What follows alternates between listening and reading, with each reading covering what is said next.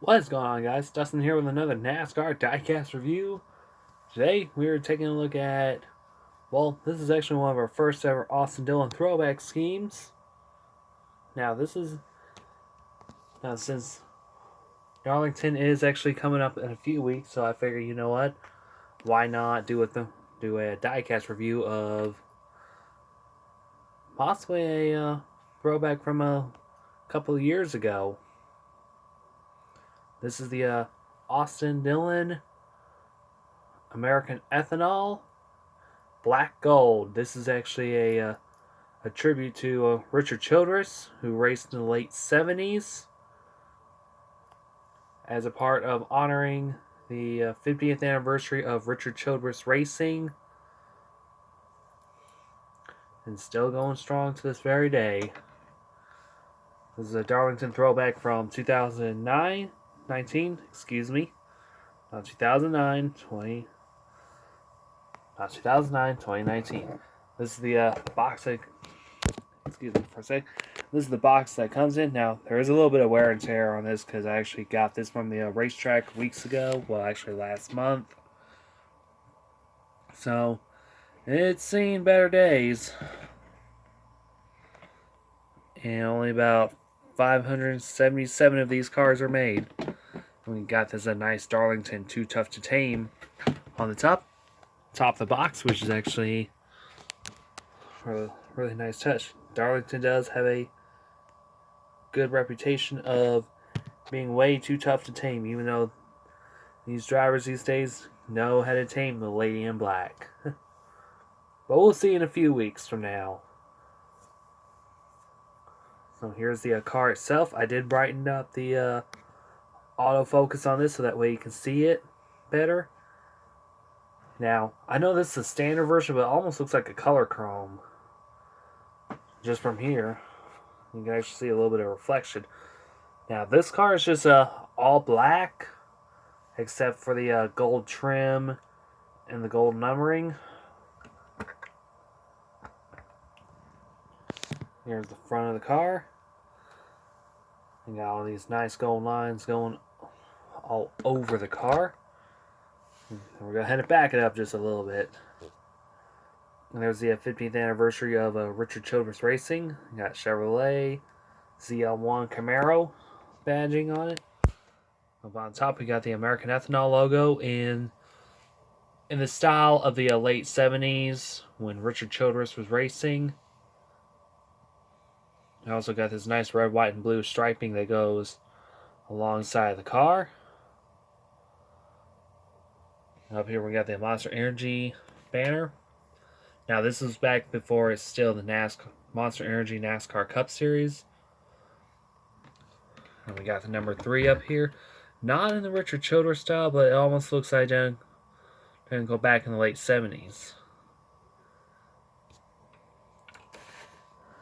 On the side we got a Mog, Edelbrock, Sunoco, which unfortunately those are not in the their throwback. See, also we got the nice yellow Goodyear Eagle Racing tires on all fours. I think I did have some fingerprinting on there. That's my fault. Also got the Monster Energy NASCAR Cup Series sponsor. Now the mechanics wearing 3M are only the few on here that does have a throwback. You also got Richard Childress' name next to the door. Back in the day, they would have their names on the doors. Now these days, it's on the name rail. Going back. Then we have a Freightliner up on the B pillar, Lucas Oil, Sherwin-Williams, Coca-Cola. We also got Cessna and Bass Pro Shops on the quarter panel before the rear tire. Got American Ethanol. Well, it's actually 2 different versions. We got the throwback version lettering right here. We also got the green fuel intake right here. Now, there's also another one, Bass Pro Shops down here. This is a throwback to its old logo. Remember the first time they ever done throwback racing? At Darlington? I think Tony Stewart raced a Bass Pro Shops throwback scheme, and it looked nice. I'll have to find one like it. We got a Dow and AAA auto insurance. And on the back we got American ethanol with the Camaro taillight decaling. And the other side, spin this around, same as the other side. Oh, I almost forgot there was also the real tree up on this real pillar right here. Actually, it will be known as the C pillar. So that was my arm. There's the inside, which you can barely see in there. I know it's a little bit dark in there, but alright. The wheels do turn. Got all 5 lug nuts. Also the it looks like the cap that goes over the wheel bearing. Look under here. We also got this all molded plastic chassis under here, which I know is unfortunately they don't give these kind of cars the all detailing, but unfortunately they don't, because that would actually raise up the price for it. You usually go from a $60 car to possibly an $80 car. That's why they keep those with the elites, because those make better collectors. Like, come on, guys. Hook the screwdriver through here and set the car back down on all fours. Well, I'm supposed to do it gently, but that was a little bit rough. And there's the engine compartment. Now, I know it sucks having this hood, not go up all the way. I guess these are Camaro bodies, so that's one bad downside. Also, you got the Chevrolet logo, the Wix filters, and the Lucas Oil filter. Lucas Oil. There's the engine as well. And close this down. Now, I just recently done an Austin Dillon review, which was the Texas win,